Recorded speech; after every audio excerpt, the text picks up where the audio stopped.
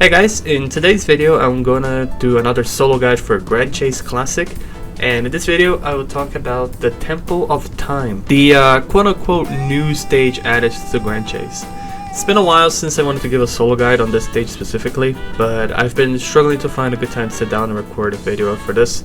But even if I'm late, I hope this video can be of help to anyone still playing the map, which I imagine a lot of people still are. This level have one of the best drops available in the game, which are the Dimensional Guardian Piercing and the stage title, which are both really good. So with that being said, if you enjoy this sort of content and want to see more guides in the future, make sure to like, comment, and subscribe, and let me know which stage you would like to see next. Consider by the time of this recording a new stage is about to come. Maybe we'll get another guide soon. Who knows? Hopefully sometime soon. But anyway, let's get started. So let's talk about the stats real quick, as we usually do. For starters, Tame Resistance. Temple of Time has a resistance of 30% in the level, 10% higher than Siege of Tarokka.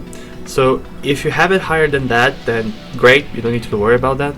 However, if you're struggling to get Tame Resistance, you should try going for at least 20 to 25% at least. It should be enough to help you out. You can sort of get it with 15%. But it can be complicated if your character is not above 250k on total attack. Which, speaking of it, for this level, it can be a bit mixed with, I believe 180k release 17 or 20% Tame Resistance can do it. Otherwise, having higher than 210k should be enough. Specifically after the growing event we just had like a few weeks ago, I believe we all managed to grow a tad bit with it, so if you have around that total attack, I think it should be fine. A personal recommendation as well, but having at least the level 1 dodge system activated will help a lot.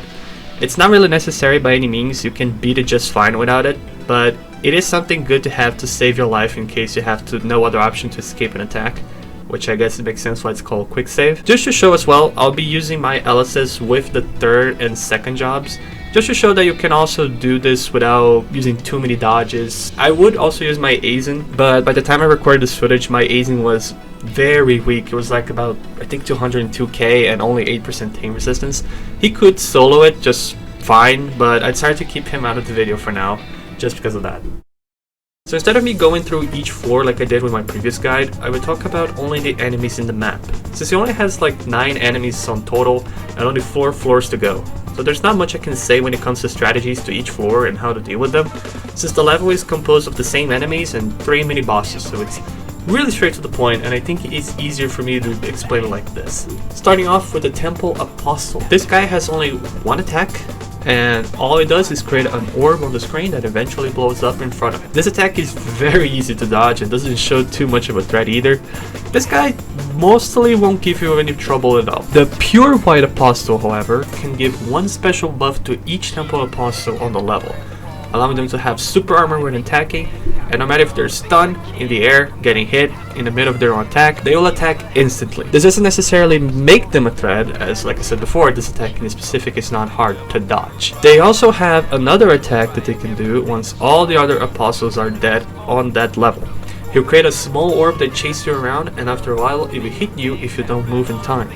This attack is very rare to happen. I rarely see this attack playing the stage, so it's not something you should be worried about too much either. Up next is the Sentry Robot. This one has a few other attacks compared to the Apostles. And by that I mean just 2. They can overcharge, causing people around them to take damage when nearby, and then explode, causing it and everyone near to go flying. They can attack where he's spinning to a direction, causing a bit of damage on their way. They can also do this backwards to avoid any attack. The only real threat they have is the overcharge attack, which can happen even if you're attacking them. But even then it doesn't do that much damage, so it's no biggie. Next is the Elite Sentry Robot. They have only 1 attack, which caused an explosion forward that sends everyone that got hit flying away. The big problem with this enemy is that they have super armor at all times, making it a bit hard to hit them in the front. But if you stay behind him at all times, he doesn't possess much of a threat. This enemy can sometimes be a problem because sometimes you can still get hit from the back, and their super armor makes them a bit hard to hit, followed by how fast they can walk as well. Baiting them into attacking you, then hitting their back is one way to make them more easy, but you can also just brute force. Another enemy you will find is on stage 2 and forward is the Sentry Germs. These guys will attack in a vertical line with a laser beam on both sides. causing continuous hits if you stay on it. These guys would be a big threat if they had super armor on their attack, but they don't, so poke them to stop their attack and you're fine. The last enemy you'll fight is the Shadow Apostle, which is probably the most annoying of the bunch for me. They throw two very slow blades at your position and they'll teleport behind you and attack if you're near them. Dealing with them first is recommended because the cooldown they have for the projectile is very low and they can cause some problems for the most part. The first mini boss you'll see in the Temple of Time is Molly. She'll appear on the first 2 floors of the stage. Molly has a few variety of attacks at her disposal, having a few unique things only on her second fight. She can charge at you with her spinning blade, which causes 50-50 of either making her jump very high or stunning her for a little bit. She can summon 5 bombs on the field that hurts you when touched and after a while explodes, also causing damage. She can fly very high and cast a beam from above, causing everyone hit by it to take damage. I just love the way she goes back down, by the way. On stage 2, she can summon 3 to 4 sentry drones. She'll do this every time there's less than 2 drones alive, and she also has a danger attack that summons a few electro balls around her. On stage 1, the strategy behind Molly is very straight to the point, attacking her and dodging at the proper time. That's it. You can get a few openings with the charge attack, especially if she gets stunned, and dodging her attacks isn't necessarily difficult for the most part. On stage 2, she'll always start by summoning the drones, at least for the most of the time. Your focus should be on her first to get rid of the drones, since it can make the other enemies a bit hard to take down for me. For her danger attack, staying on her left will avoid most of the attack. Just don't forget to cast a skill or jump to avoid the rest when it makes a full circle. Temple Guardian is the second biggest threat on the map, for having a solid damage and a very big defense. It has also 4 different attacks. Yay! It can spawn a column of electro spheres, whatever you want to call this, dark spheres, electro ball, that go into random directions, and after a minute or so they come back on the map. It will always start with this move most of the time. It can stomp you 2 times, which can be followed by either a charge attack or a jump attack. It can jump and teleport away and after a while appears on the floor, causes damage on their way in and after hitting the floor. A danger attack that summons 4 black holes around the map that becomes bigger and eventually explodes, causing continuous damage if you stay around it. It also summons 2 golems of reversing time, which will shoot an electro ball if you're far away and teleport away if you're too close to them. However, defeating both golems while they're in this stage will stun the Temple Guardian, while also decreasing their defense as well. There are a few ways to go when dealing with the Temple Guardian. You can either wait for the golems to spawn, defeat them, and then unleash your third force skill to get the best damage out as quick as possible, or you can brute force your way out of it by constantly sending skills to damage them at all times. Keep in mind that if you go for the brute force route, they will not take damage when they're in their danger state. The only way to do any damage is by either destroying both golems or waiting for the attack to be over. And if you opt to defeating the golems to stun the mini boss, while it sounds simple enough, they will usually teleport in the middle of the black hole, which is not a problem depending on your health. Plus, if you're not fast enough, both golems will leave the stage after the danger attack is over, meaning you lose the chance to stun them and then do a big chunk of damage. Even with these 2 things to keep in mind, both strategies work out in the end, so take whichever you think works best for you. Lastly, the boss of the Temple of Time, Gaian. Gaian is a complete 180 of the stage difficulty, and is where the real challenge begins. He has 5 attacks he can do, all of which can do a lot of damage, or pretty much kill you if you get hit. He can cast up to 10 projectiles that will quickly move around the map at random directions around the map.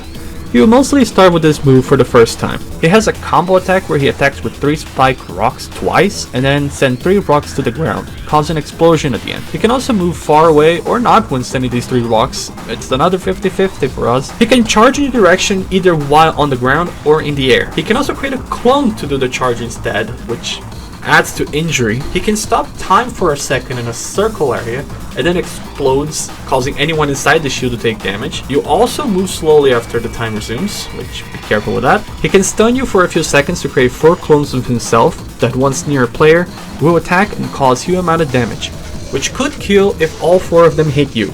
2 if you're unlucky. After that, he'll create 2 golems of suspending time, 3 if you're playing with other people, that once destroyed, stun Gaian for a little bit, just like the other mini-boss. He'll start using this attack usually after he reaches a certain HP amount. Gaian is very tricky boss to hit, since he's one of the few bosses in the game that always keeps moving, making it a bit difficult to land a skill on some occasions, and with long attacks that could punish you for casting skills at the wrong time, he can be a very threatening boss. But despite looking like a challenge, Gaian has a few bypasses. Even though he can fake the charges, you can tell when he's gonna hit you by the sound the game makes before charging.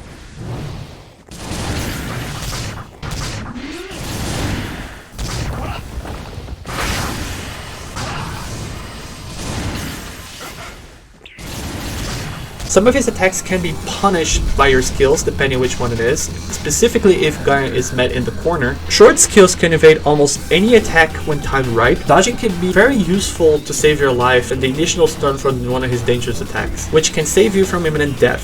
Quick save also applies here. Just make sure to listen to his laugh to get ready to dodge. Destroying the golems also stun him, and it's usually enough time to take him down. Brute forcing Gaian is a much easier method to pull off on him than on the Guardian Temple, and it's one that most people tend to do, myself included. But for starters, playing safe is the best against Gaian. Keep hitting him and cast your skills at the right timing, and after destroying the golems, the rest is just history.